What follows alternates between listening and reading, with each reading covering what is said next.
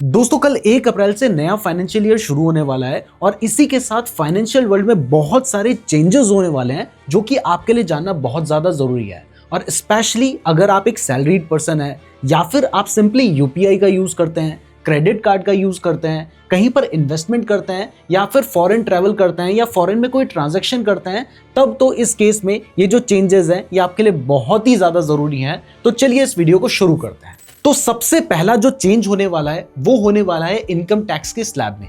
इसके बारे में हमने पहले ही बात की है। जब इस साल का बजट आया था तो इस टाइम पर गवर्नमेंट ने सबको सरप्राइज कर दिया था ये कहकर कि अगर आपकी इनकम 12 लाख रुपए तक की है तो आपको कोई भी टैक्स देने की जरूरत नहीं है। No income tax payable up to income of 12 lakh rupees.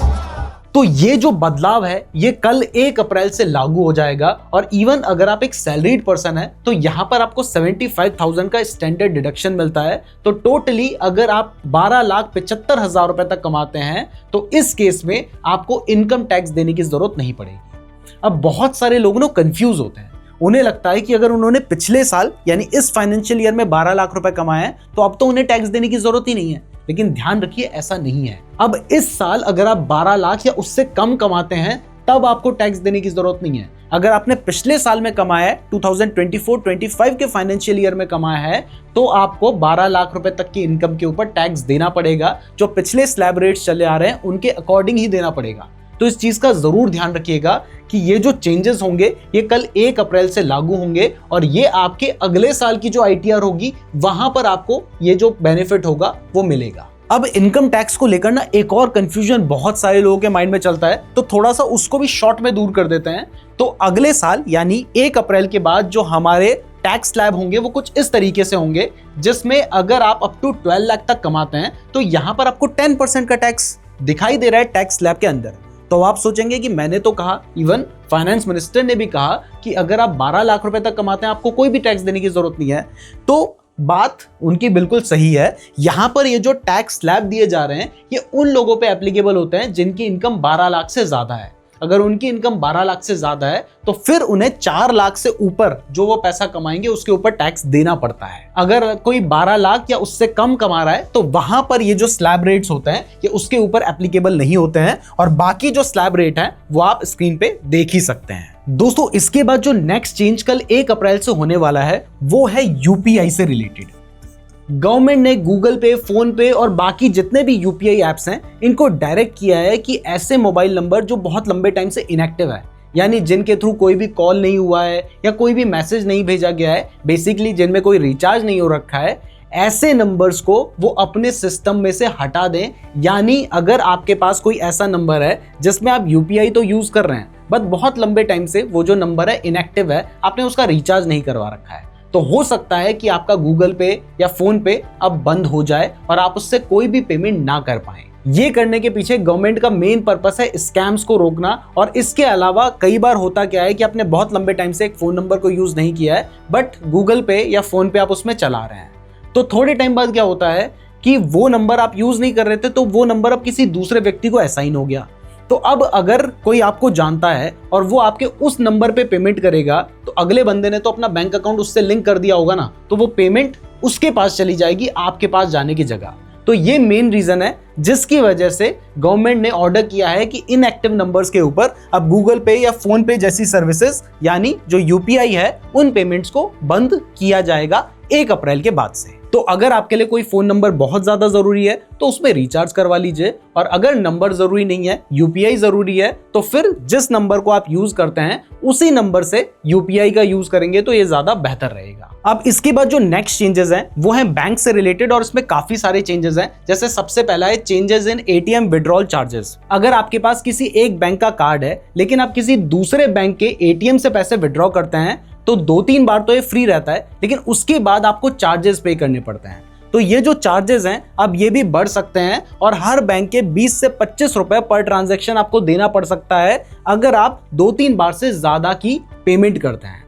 तो ये आप अपने बैंक के हिसाब से चेक कर लीजिएगा। इसके बाद जो सेकंड चेंजेस बैंक में होने वाले हैं वो बहुत ज्यादा आपके लिए जानना जरूरी है और वो है मिनिमम बैलेंस रिक्वायरमेंट से रिलेटेड। काफी बड़े बड़े बैंक्स ने अपने मिनिमम बैलेंस रिक्वायरमेंट को चेंज किया है। मिनिमम बैलेंस का मतलब होता है कि अगर मान लीजिए किसी का मिनिमम बैलेंस 1000 रुपए है तो इस केस में क्योंकि आपका मिनिमम बैलेंस 1000 रुपए का है तो बैंक आपको उस लेवल की सर्विसेज भी दे रहा है। तो अगर आप 1000 रुपए से कम अपने बैंक अकाउंट में पैसे रखेंगे तो इस केस में आपको पेनल्टी देनी पड़ती है। अब ये जो मिनिमम बैलेंस रिक्वायरमेंट होता है ये हर बैंक का डिफरेंट होता है। उस बैंक में जो कस्टमर है उसको जिस तरह की सर्विसेज दी जा रही हैं उसके हिसाब से भी डिफरेंट होता है। जैसे कुछ बैंक का मिनिमम बैलेंस जो रिक्वायरमेंट है वो 1000 रुपए होता है, जबकि किसी दूसरे बैंक का जो मिनिमम बैलेंस रिक्वायरमेंट है वो 5000 भी हो सकता है। और इवन अगर आपने कोई हायर कैटेगरी का बैंक अकाउंट ओपन कर रखा है जिसमें आपको हायर ट्रांजैक्शंस देखने को मिलती हैं तो यहां पर आपका जो मिनिमम बैलेंस होगा वो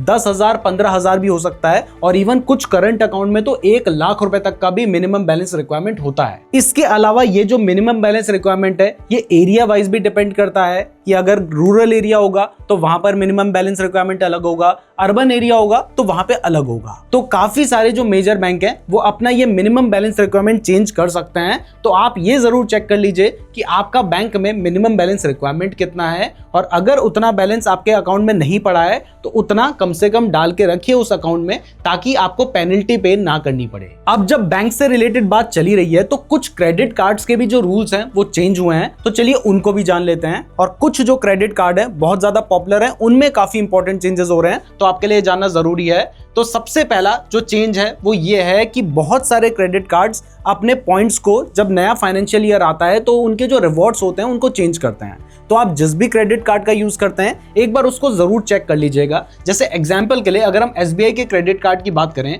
तो उसका जो सिंपली क्लिक क्रेडिट कार्ड है उसमें पहले आप स्विगी या ऐसी जगह पे कहीं पर स्पेंड करते थे तो आपको अप टू 10x तक का रिवॉर्ड मिलता था, अब उसको घटा के 5x कर दिया गया है। इसके अलावा देखिए एक्सिस बैंक का एक विस्तारा क्रेडिट कार्ड है, इस क्रेडिट कार्ड में भी बहुत सारे चेंजेस आ रहे हैं क्योंकि आपको पता है कि विस्तारा का एयर इंडिया के साथ मर्जर हो चुका है जिस वजह से इसमें काफी सारे चेंजेस आपको देखने को मिलेंगे। तो इसलिए जो भी क्रेडिट कार्ड यूज करते हो उसके चेंजेस आप एक बार खुद से जरूर चेक कर लेना। इसके बाद नेक्स्ट जो मेजर चेंजेस 1 अप्रैल से होने वाले हैं वो है TDS और TCS से रिलेटेड, तो इसको भी डिटेल में समझ लेते हैं। सबसे पहले देखिए अगर आप कोई सिक्योरिटी से इंटरेस्ट कमाते हैं, मतलब मान लीजिए आपने किसी कंपनी को लोन दे रखा है डिबेंचर्स की फॉर्म में, तो वहां से अगर आपको कोई इंटरेस्ट आ रहा है तो इस केस में चाहे 10 रुपए का भी पहले इंटरेस्ट आता था तो उस पर भी TDS कटता था, लेकिन अब यहां पर 10,000 रुपए तक का अगर आप इंटरेस्ट कमा रहे हैं तो वहां पर TDS नहीं कटेगा। 10,000 से ज्यादा कमा रहे हैं तो उस केस में TDS कटेगा।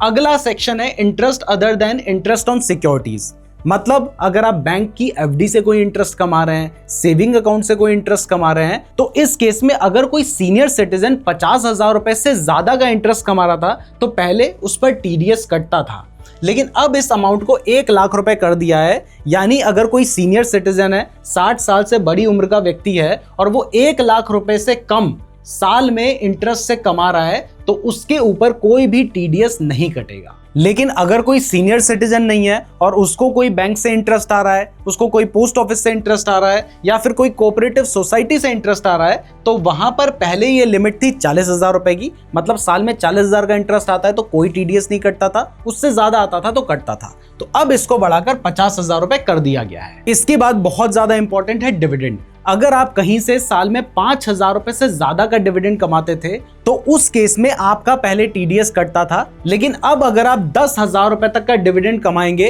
तो वहां पर TDS नहीं कटेगा। इसके साथ ही म्यूचुअल फंड में भी इस लिमिट को बढ़ाकर 10,000 कर दिया गया है। ऐसे ही अगर कोई गेम में पैसे जीतता है तो पहले पूरे साल में अगर वो 10,000 रुपए जीत जाता था और उसके बाद जो पैसा जीतता था तो उसके ऊपर उसे TDS कटता था, लेकिन अब ये पर ट्रांजैक्शन 10,000 रुपए कर दिया गया है। मतलब अगर कहीं पे आप 10,000 रुपए से ज्यादा पैसे जीतेंगे तभी आपका TDS काटा जाएगा। अब इसके बाद एक और इंपॉर्टेंट है रेंट। अगर आपकी कोई रेंटल इनकम आती है और वो साल में 2,40,000 रुपए से ज्यादा आ रही है तो जो आपको रेंट पे कर रहा था उसकी ऑब्लिगेशन थी कि वो आपको TDS काट कर ही पेमेंट करे, लेकिन अब इस लिमिट को बढ़ाकर 50,000 पर मंथ कर दिया गया है। मतलब एक साल के अगर आपके पास 6 लाख रुपए रेंट आता है हर महीने 50,000 रुपए तक, तो वहां पर TDS काटने की उसकी ऑब्लिगेशन नहीं है, वो बिना TDS काटे भी आपको रेंट दे सकते हैं। अब इसके बाद TCS की बात करें तो अगर मान लीजिए आप कोई फॉरेन टूर करते हैं और एक साल में आप 7 लाख रुपए से ज्यादा खर्च कर रहे हैं तो वहां पर पहले टीसीएस कटता था,